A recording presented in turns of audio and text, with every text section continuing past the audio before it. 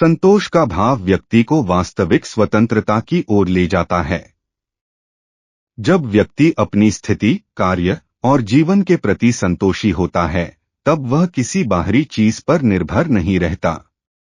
यह संतोष उसे मानसिक शांति और स्थायी स्वतंत्रता का अनुभव कराता है। वास्तविक स्वतंत्रता का मतलब यह नहीं कि जीवन में चुनौतियां नहीं होंगी, बल्कि इसका मतलब है कि व्यक्ति हर परिस्थिति को स्वीकार करने और उसका सामना करने के लिए स्वतंत्र होता है। वह किसी भी परिस्थिति में अपनी आंतरिक शांति और स्थिरता बनाए रख सकता है। स्वतंत्रता का वास्तविक स्वरूप बाहरी और आंतरिक दोनों स्तरों पर स्वतंत्र होना है।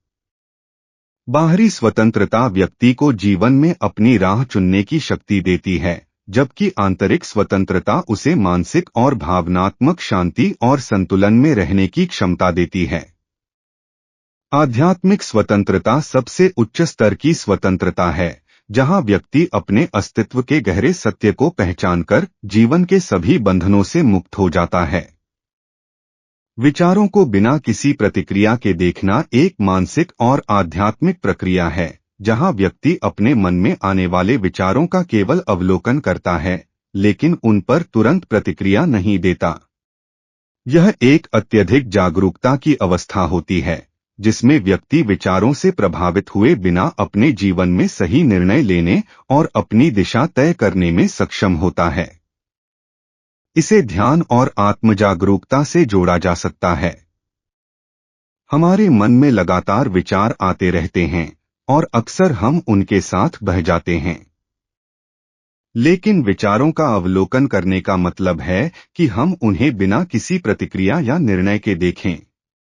यह वैसा ही है जैसे आप सड़क पर आती जाती गाड़ियों को देखें, लेकिन उन पर कोई प्रतिक्रिया न दें।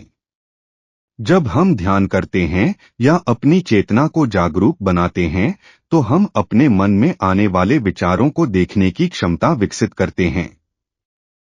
हम यह देख सकते हैं कि कौन से विचार बार बार आते हैं और कैसे ये विचार हमारी भावनाओं और व्यवहारों को प्रभावित करते हैं।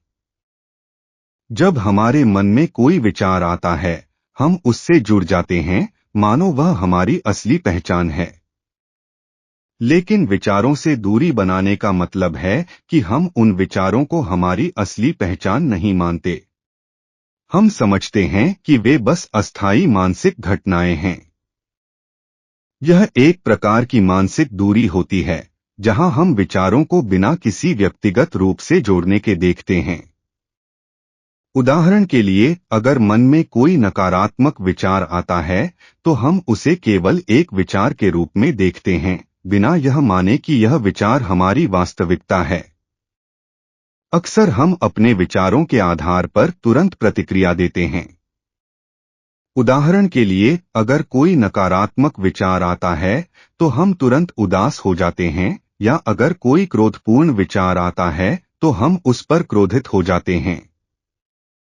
लेकिन विचारों पर प्रतिक्रिया न देना हमें यह समझने में मदद करता है कि विचार बस अस्थायी हैं और हमेशा हमारी वास्तविक स्थिति को नहीं दर्शाते। यह समझने पर हम खुद को विचारों की धारा से अलग कर पाते हैं और किसी भी प्रतिक्रिया से पहले विचार को तटस्थ दृष्टिकोण से देख पाते हैं। विचारों का गवाह बनना यानी विचारों को केवल देखना, जैसे हम कोई फिल्म देखते हैं।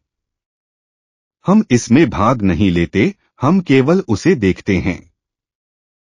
इसमें विचारों के प्रति कोई पूर्वाग्रह, निर्णय या प्रतिक्रिया नहीं होती।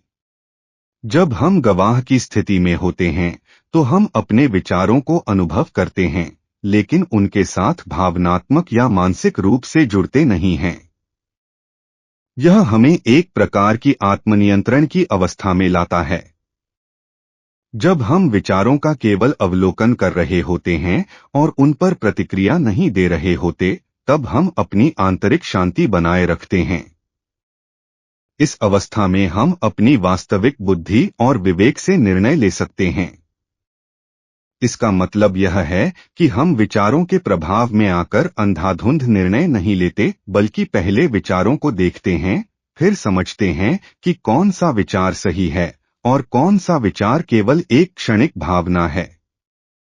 विचारों से प्रभावित हुए बिना व्यक्ति एक संतुलित निर्णय लेने में सक्षम होता है।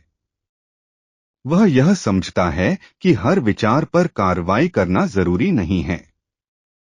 विचार आते जाते रहते हैं और अपनी दिशा तय करने के लिए व्यक्ति अपनी अंतरात्मा, विवेक और दीर्घकालिक दृष्टिकोण पर आधारित निर्णय लेता है। हमारे विचार अक्सर हमारी भावनाओं को प्रभावित करते हैं और भावनाएं हमें बिना सोचे समझे प्रतिक्रिया देने के लिए मजबूर करती हैं। लेकिन जब हम विचारों से स्वतंत्र हो जाते हैं तो हम उन भावनाओं के गुलाम नहीं रहते। इससे व्यक्ति आंतरिक शांति और संतुलन का अनुभव करता है, जहां वह जीवन की कठिन परिस्थितियों में भी शांत और स्थिर बना रहता है।